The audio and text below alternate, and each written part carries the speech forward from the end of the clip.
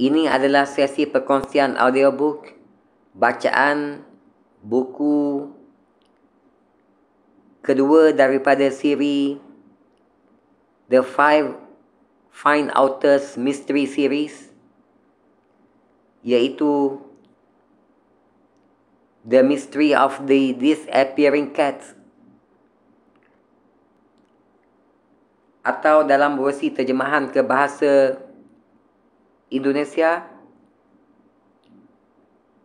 Pasukan Mau Tahu Misteri Kucing Siam, atau dalam versi terjemahan ke bahasa Melayu, siri 5 Penyiasat Misteri Kucing Hilang.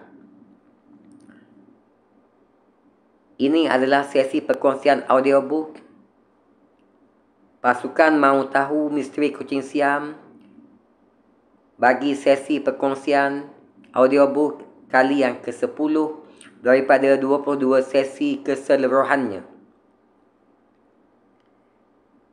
Enid Blyton, Pasukan Mau Tahu Misteri Kucing Siam, ilustrasi oleh Mary Jernat, ibu oleh Nurul Huda Karim, nurulkarim@yahoo.com, penerbit PT Gramedia, Jakarta 1982.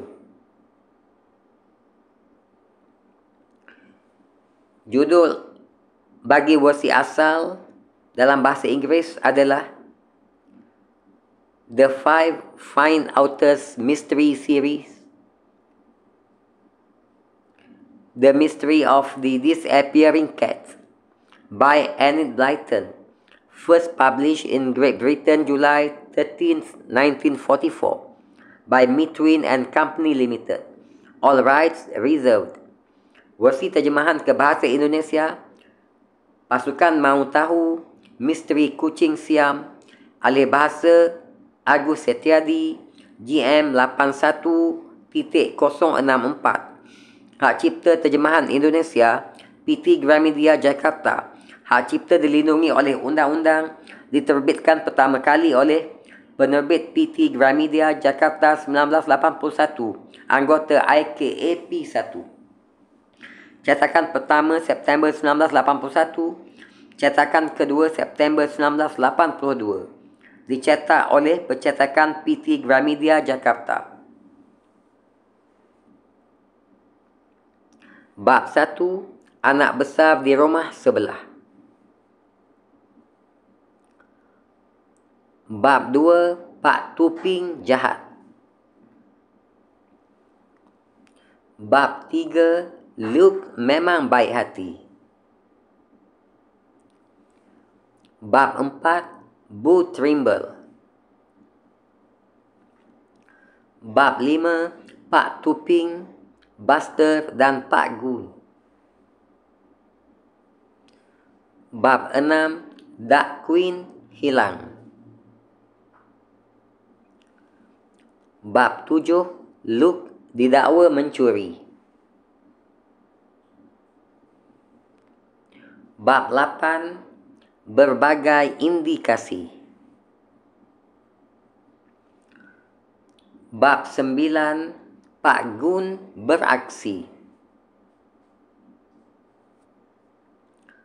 Dan kita teruskan lagi sesi perkongsian audiobook kita dengan bab 10, Pip dan Bats bertamu. Bab 10, Pip dan Bats bertamu. Keesokan harinya, pagi-pagi benar Fatty sudah datang ke rumah Pip. Ia sudah tidak sabar lagi, ingin lekas-lekas menceritakan betapa kaget dan bingungnya Pak Gun serta tukang kebun Pak Tuping ketika menemukan petunjuk-petunjuk palsu yang begitu banyak. Larry dan Daisy tiba hampir bersamaan dengan Fatty yang datang bersama Buster. Tak lama kemudian, anak-anak itu sudah tertawa terpingkal-pingkal. Semuanya mendengar cerita Fatty. Lalu si ayah pergi bertanya pada Pak Tuping, apakah Luke mengisap cerut? Sambung Fatty sambil terkikik. Nyaris saja aku terjatuh dari pohon kerana sibuk menahan tertawa. Tadi kami sudah bersiul-siul memberi isyarat pada Luke, kata Pip. Tapi belum dijawab olehnya. Ia pun belum nampak dekat tembok. Mungkinkah ia terlalu takut sehingga tidak berani menjawab? Mungkin saja, kata Fatty. Yah, pokoknya kita perlu bicara sebentar dengan dia untuk menceritakan padanya tentang peluit yang kita temukan dalam kandang. Begitu pula tentang petunjuk-petunjuk palsu yang kita masukkan ke situ. Kusiuli saja dia sekarang senyaring-nyaringnya. Tapi siulan Fatty yang paling nyaring pun tidak menghasilkan jawapan dari seberang tembok. Kerananya, anak-anak lantas memutuskan untuk menunggu di pintu perkarangan depan sekitar pukul 1. Saat itu, Luke biasanya pulang untuk makan siang. Sekitar waktu yang direncanakan, anak-anak sudah siap menunggu di depan. Tapi Luke tidak muncul. Anak-anak masih menunggu sampai pukul 1:10. Setelah itu, mereka sendiri harus bergegas pulang ke rumah masing-masing untuk makan siang.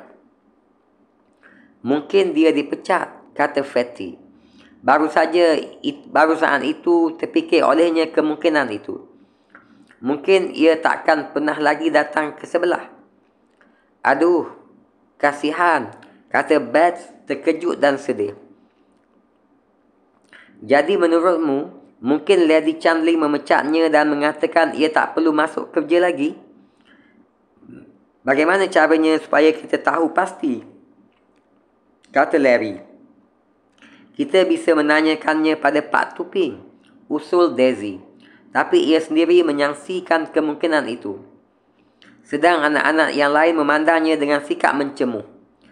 Kau ini, seolah-olah kita bisa begitu saja bertanya pada orang galak itu, kata Larry. Semuanya lantas sibuk berfikir, mencari jalan. Aku tahu, kata Pip setelah beberapa saat membisu. Kata Lady Chandling, aku boleh mengajak Beth berkunjung ke tempatnya. Nah, nanti sore aku akan ke situ. Lalu aku kan bisa langsung bertanya pada Lady Chandling mengenai Luke. Ya kan? Ide bagus, Pip, kata Fatty. Aku pun sedang memikirkan kemungkinan itu. Oh ya, kecuali itu, kau mungkin juga bisa menyelidiki di mana Lady Chandling antara pukul 4 dan pukul 5. Maksudku, selidiki apakah ada kesempatan baginya untuk menyelinap tanpa ketahuan ke kandang kucing, lalu mengambil Duck Queen secara diam-diam. Ya, aku merasa pasti bukan dia yang melakukannya, kata Pip dengan segera. Kita cukup melihat orangnya saja. Pasti akan tahu dia tak akan bisa berbuat demikian. Lagi pula kita kan sudah memutuskan tak ada gunanya langsung menanyai orang-orang yang bisa dicurigai. Kerana selama waktu sejam itu, Luke selalu ada dekat kandang itu. Kalau ada orang datang, pasti akan terlihat olehnya. Betul juga, kata Fatty. Aku tidak melihat kemungkinan sedikit pun bagi pencurinya untuk bisa mengambil kucing itu tanpa diketahui oleh Luke, kata anak itu. Bahkan selama setengah minit pun, ia tidak pernah pergi dari tempatnya bekerja. Nah, lonceng di rumah sudah berdering lagi, memanggil kita makan, kata Beth. Yuk, Pip, nanti kita kena marah. Kalian datang saja lagi nanti sore. Akan kami ceritakan pengalaman kami berdua di sebelah sore ini. Anak-anak lantas berpisah. Masing-masing pulang untuk makan siang. Semua merasa gelisah memikirkan nasib Luke. Mungkinkah anak itu benar-benar dipecat? Pasti ia diberhentikan oleh Lady Chandling. Kalau tidak, tentunya ia sudah muncul tadi pagi seperti biasanya. Kasihan si Luke. Sekitar pukul 3:30 sore, Pip dan Beth memutuskan untuk pergi bertamu ke rumah Lady Chandling. Daisy yang sudah datang lebih dulu memandang Beth. Anak perempuan itu memakai celana terusan yang sudah dekil. Pip pun sama saja. Celana pendeknya kelihatan kotor sekali. Apakah kau tidak perlu memakai gaun yang bersih, Beth? Tanya Daisy. Dan coba lihat celana pendekmu, Pip. Sungguh, kelihatannya seperti kau habis duduk di atas karung arang. Aduh, jadi kami perlu berganti pakaian dulu? Tanya Pip cemas. Ia paling tidak suka memakai pakaian bersih. Ya, kurasa terasa lebih sopan apabila kalian datang dengan pakaian bersih, kata Daisy. Apa boleh buat? Pip dan Beth terpaksa masuk dulu ke rumah untuk berganti pakaian. Ibu mereka melihat kedua anak itu masuk ke dalam, lalu memanggil mereka. Kenapa kalian masuk? Seru ibu. Mau mencuci badan, Bu? Dan mengenakan pakaian bersih, jawab Beth. Apa? Bu Hilton tercengang. Kalian sakit ya? Mau ke mana? Dengan pakaian bersih? Mau bertamu ke tempat Lady Chandling, Bu? Jawab Beth sebelum Pip sempat mencegahnya. Bertamu ke tempat Lady Chandling? Kata Bu Hilton. Ia semakin tercengang. Untuk apa? Kan tidak diundang olehnya. Kalian tidak bisa begitu saja datang tanpa undangan. Pip menyikut Beth keras-keras sehingga nyaris saja adiknya itu terjatuh. Jadi Beth hanya memandang si ibunya saja sambil membisu. Ia khawatir jangan-jangan sudah terlanjur bicara. Nah, rupanya Beth tiba-tiba menjadi bisu, kata Bu Hilton agak kurang sabar. Ada apa sebenarnya, Pip? Bukan kebiasaanmu mau pergi bertamu sore-sore bersama Beth. Ada apa dengan dirimu? Begini soalnya, Bu, kata Pip menjelaskan duduk perkara. Kemarin aku berjumpa dengan Lady Chandling. Kata nyonya itu, ibu bercerita padanya tentang Beth. Lalu aku dimintanya membawa Beth ke tempatnya. Kerana kata Lady Chandling, ia suka sekali pada anak perempuan. Loh, kapan kau berjumpa dengan Lady Chandling? Tanya Bu Hilton. Makin lama ia semakin tercengang. Aduh Pip, mudah-mudahan saja kau tidak berbuat lancang. Masuk seenaknya ke sebelah dan berbuat macam-macam di situ.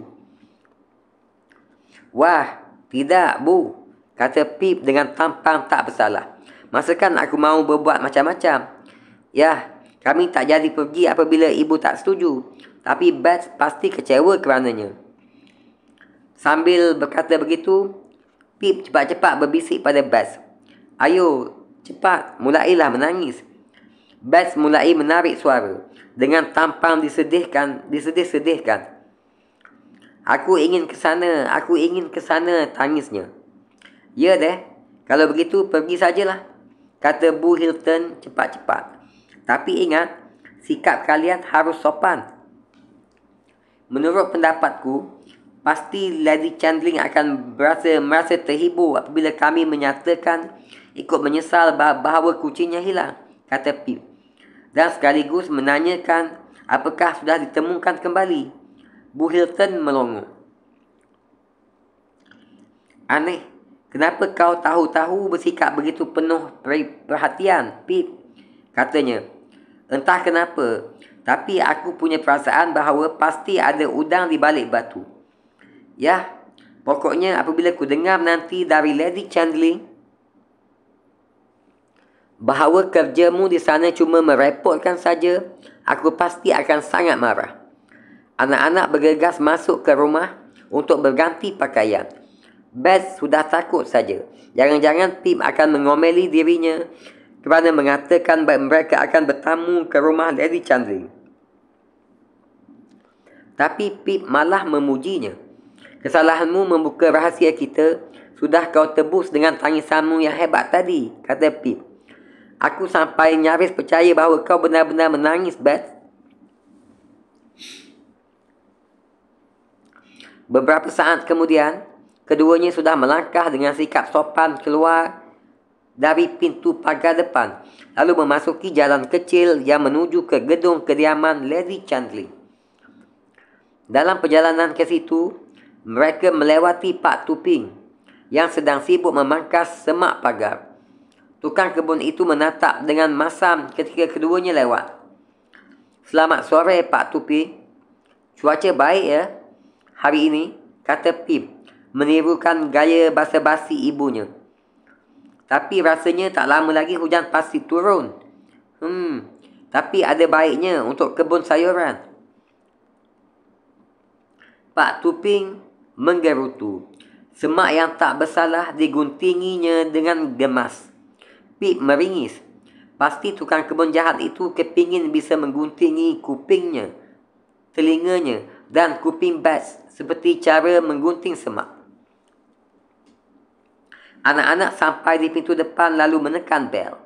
Seorang gadis berpakaian rapi muncul, memandang kedua anak itu sambil tersenyum. Itulah pembantu rumah tangga Lady Chandling. "Maaf, Lady Chandling ada di rumah?" tanya Pip. "Kurasa ia sedang di kebun sekarang," jawab gadis itu. "Gua antarkan kalian ke beranda. Dan dari situ kalian bisa mencarinya kalau mahu. Mungkin Lady Chandling sedang memetik bunga mawar." "Kucing yang hilang sudah ditemukan kembali?" tanya Pip, sementara ia serta adiknya ikut di belakang gadis itu menuju ke beranda. "Belum," jawab gadis itu. "Nona Harma sudah sangat bingung memikirkannya. Kejadian itu memang benar-benar aneh. Tapi kurasa pasti Luke yang mengambilnya. Soalnya, cuma ia sendiri yang ada di dekat situ antara pukul 4 dan pukul 5. Anda sendiri tidak melihat atau mendengar sesuatu yang aneh kemarin sore?" tanya Pip. Dalam hati ia memutuskan tak ada salahnya jika mengajukan beberapa pertanyaan pada gadis itu.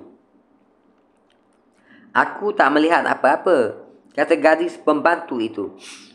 "Kemarin sore, Lady Chandling kan mengadakan perjamuan minum teh. Banyak juga yang diundang. Begitulah, sekitar 9 atau 10 orang. Kerananya kami sibuk terus, aku dan jurumasak. Antara pukul 4 dan 5, kami sama sekali tak sempat datang ke kebun kerana sibuk terus. Cuba saat itu kami menyelinap sebentar ke sana. Mungkin saja pencuri itu tertangkap basah oleh kami." "Ya, memang saat itu memang kesempatan baik sekali bagi si pencuri. Nona Harma sedang keluar, begitu pula Pak Tuping. Sedang aku dan jurumasak sibuk di dapur. Lady Chandling sendiri sibuk mengobrol dengan tamu-tamunya." "Ya," kata Pip sependapat. "Dan rupanya hal itu juga diketahui oleh si pencuri, sehingga bisa mengatur perbuatan jahatnya dengan begitu rapi. Kerana itulah kami beranggapan pelakunya mesti Luke," kata gadis itu. "Sebenarnya aku suka pada anak itu. Agak tolol kadang-kadang, tapi selalu baik hati. Padahal Pak Tuping jahat sekali terhadap dirinya." "Anda juga tidak senang pada Pak Tuping?" tanya Bats dengan segera. "Dia itu pak tua yang kasar dan pemarah," tukas gadis pembantu rumah tangga Lady Chandling. "Tapi jangan bilang aku mengatakan begitu ya. Aku dan jurumasak, kami merasa sayang kenapa bukan dia yang mencuri kucing berharga itu." "Ya, aku tak boleh lama-lama mengobrol di sini. Pergi sajalah mencari Lady Chandling dalam kebun." Pip dan Bats masuk ke dalam kebun. Tempat itu nampak cerah disinari cahaya matahari sore.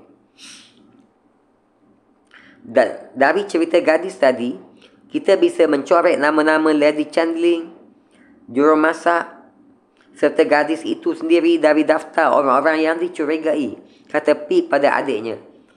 "Nah, itu Bu Trimble datang." Wanita setengah umur itu menghampiri mereka. Bats cepat-cepat berbisik pada abangnya. "Pip, yuk kita hitung berapa kali kacamatanya terlepas dari batang hidungnya. Kacamatanya saban kali terlepas. Nah, anak-anak, sapa Bu Trimble dengan suaranya yang tinggi seperti kicauan burung. Ia tersenyum lebar, memamerkan sederet gigi yang besar-besar. Kalian mencari Lady Chandling, ya? Hei, kurasa aku pernah berjumpa dengan gadis cilik ini. Kau kan yang nyaris terbelit suluh arbai. Bu Trimble tertawa geli kerana leluconnya sendiri. Kacamatanya terlepas dari batang hidung, menggelantung pada rantai pengikatnya. Dengan gerakan cepat, tangan wanita itu sudah meletakkannya lagi sehingga bertengger pada batang hidung yang tipis. Ya, betul, Bu, jawab Beth. Kami datang hendak mengunjungi Lady Chandling. Aduh, sayang, beliau baru saja pergi, kata Bu Trimble. Apa boleh buat? Kalian terpaksa cukup puas disambut olehku saja. Bu Trimble tertawa lagi dan sekali lagi kacamatanya terlepas dari hidung. Dua kali, kata Beth pelan. Anda tahu di mana Luke sekarang? Tanya Pip. Timbul niatnya untuk mendatangi anak itu apabila ia ada di sekitar situ. Tidak, aku tidak tahu, jawab Bu Trimble. Ia tidak muncul hari ini. Pak Tuping kesal sekali kerananya. Apakah Luke dipecat Lady Chandling, Bu Trimble? Tanya Beth. Tanpa disengaja, huruf I dari nama Trimble tertukar dengan E. Namaku Trimble. Bukan Trimble, kata Bu Trimble. Memang, Trimble itu nama yang masih bisa dibilang lumrah. Tapi Tremble bererti gementar. Mana ada orang yang bernama Bu Gementar? Tidak, Luke tidak dipecat oleh Lady Chandling, kata Bu Trimble lagi. Setidak-tidaknya itu sepanjang pengetahuanku. Sayang, ya, kucing sebagus itu hilang. Kemarin pukul 4 aku masih melihatnya. Ya, anda bersama ibuku waktu itu, kata Pip.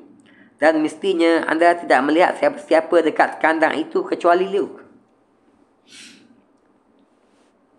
Ya, betul, jawab Bu Trimble. Kecuali Luke tentunya, yang sibuk bekerja terus menggali galangan. Aku dan ibu kalian cuma sebentar saja di situ. Kerana setelah itu, kami harus cepat-cepat kembali ke perjamuan. Banyak sekali kerjaku waktu itu. Sedikit pun tak sempat beristirahat sampai perjamuan selesai. Kalau begitu, sudah jelas anda tak akan mungkin mencuri kucing itu, kata Pip sambil tertawa. Bu Trimble begitu kaget mendengarnya, sampai kaca matanya terlepas. Hidungnya yang memang sudah merah, menjadi semakin merah, hampir seperti buah tomat. Wah, lucu, katanya, sambil berusaha melepaskan kacamatanya yang tersangkut pada kerah bajunya yang terbuat dari kain render. Membayangkan kemungkinan mencuri saja aku sudah seram. Bolehkah kami melihat kucing-kucing, Bu Trimble? Tanya Beth. Kurasa boleh saja, jawab Bu Trimble. Dan harap ingat baik-baik, namaku Trimble, bukan Tremble. Nona Harmer saat ini sedang mengurus kucing-kucing asuhannya. Yuk, kita datangi sebentar. Wanita setengah umur itu berjalan mendului. Kacamata jepitnya sudah tertengger lagi di puncak hidung. Tapi baru saja beberapa langkah ia berjalan, benda itu sekali lagi terlepas. 4 kali. Kata Beth menghitung dengan suara jelas. 4 kali apa, nak? Tanya Bu Trimble. Ia berpaling sambil tersenyum manis. Tangannya memegangi kacamata supaya jangan jatuh. Jangan pegang, kata Beth. Aku ingin menghitung berapa kali saja ia terjatuh selama kami di sini. Kau ini anak aneh, kata Bu Trimble. Kelihatannya agak kesal. Kaca matanya ditopang dengan tangannya sekarang. Bats agak menyesal. Menurut perasaannya, Bu Trimble main licik. Mereka sampai di kandang kucing. Nona Harmer ada di situ, sedang sibuk mencampur makanan kucing. Ia mendongak ketika terdengar langkah mereka datang. Wajahnya yang bundar dan gembira sekali itu nampak lesu. Hai, sapanya. Kalian datang hendak melihat kucing-kucingku? Ya, betul, jawab Bats. Anda mestinya merasa tidak enak. Duck Queen dicuri orang pada saat anda sedang pergi. Memang, jawab gadis montok itu sambil mengaduk-ngaduk makanan dalam panci. Aku menyesal kenapa pergi kemarin. Sebetulnya, aku mendapat cuti hanya untuk setengah hari saja. Tapi Pak Tuping lantas menawarkan diri akan mengurus kucing-kucing ini untukku selama sehari. Tentu saja aku mengucapkan terima kasih padanya, lalu pergi. Namun sejak itu tak habis-habisnya aku menyesali diri. Pak Tupi menawarkan diri mengurus kucing-kucing, kata anda tadi? Tanya Pip. Ia heran. Pak Tuping menawarkan diri untuk berbuat baik pada orang lain. Bukan begitu kebiasaannya. Memang, kata Nona Harmer sambil tertawa. Tapi kemarin, aku kepingin sekali pulang ke rumah. Kalau setengah hari saja cutiku, tidak bisa. Soalnya, tempat tinggalku jauh dari sini. Oh ya, kalian mengumpulkan karcis-karcis kereta api? Kalau mahu, ku berikan karcisku yang kemarin. Penjaga pintu stesen tidak meminta ketika aku kembali kemarin malam. Pip memang gemar mengumpulkan karcis kereta api. Diambilnya karcis yang disodorkan Nona Harmer padanya. Terima kasih, kata Pip, lalu mengantongi karcis itu. Pasti Larry akan iri nanti, pikirnya. Larry juga gemar mengumpulkan karcis kereta api, tiket kereta api. Anda juga beranggapan Luke yang mencuri Duck Queen, Nona Harmer? Tanya Pip kemudian. Sama sekali tidak, jawab yang ditanya. Anak itu agak konyol, tapi dia jujur. Kalau mahu tahu siapa yang kuduga mencuri kucing itu, pasti orang sirkus yang berteman dengan Luke. Nanti dulu, siapa namanya? Kalau tidak salah, Jack. Itu merupakan kabar baru bagi Pip dan Bats. Luke tak pernah bercerita pada mereka tentang Jack. Luke punya teman, orang sirkus. Wah, menarik. Apa sebabnya Luke tak pernah bercerita tentang orang itu? Jack itu tinggalnya di dekat sini, tanya Pip. Tidak, tapi saat ini sirkus tempatnya bekerja sedang mengadakan pertunjukan di kota Ferry yang tidak jauh dari sini, kata Nona Harmer. Jadi ada kemungkinannya orang itu ada di dekat-dekat sini. Duck Queen pasti hebat kalau tampil di sirkus. Aku sempat mengajarkan beberapa kepandaian padanya. Sementara itu, Bu Trimble sudah tidak sabar lagi. Kerana waktu sudah mendekati saatnya minum teh. Wanita setengah umur itu mendehem-dehem pelan beberapa kali. Kaca matanya langsung terlepas dari batang hidung. Kita pergi saja sekarang, kata Pip yang memahami makna deheman itu. Terima kasih atas kesediaan anda menunjukkan kucing-kucing itu pada kami. Anda tak perlu menghantar kami keluar, Bu Trimble. Kami pergi lewat tembok saja. Namaku Trimble, bukan Trimble, kata Bu Trimble. Senyumnya lenyap sebentar. Masakah nama semudah itu tidak bisa kalian ingat dengan benar?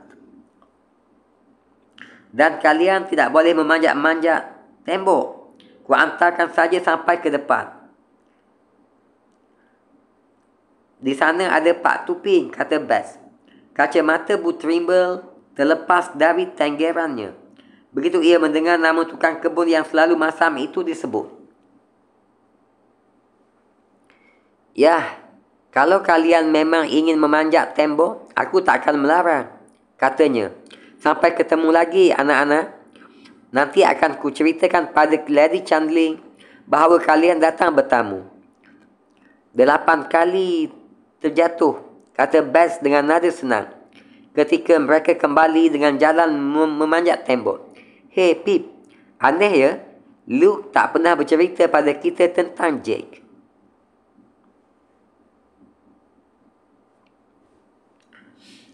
Sampai bertemu lagi dalam sesi perkongsian berikutnya, bermula daripada bab 11, pergi ke sirkus. Terima kasih di atas kesudian mengikuti sesi perkongsian audiobook, bacaan buku hasil karangan Enid Blyton, iaitu Pasukan Mahu Tahu Misteri Kucing Siam ini. Sehingga berjumpa lagi dalam sesi selanjutnya, insya-Allah.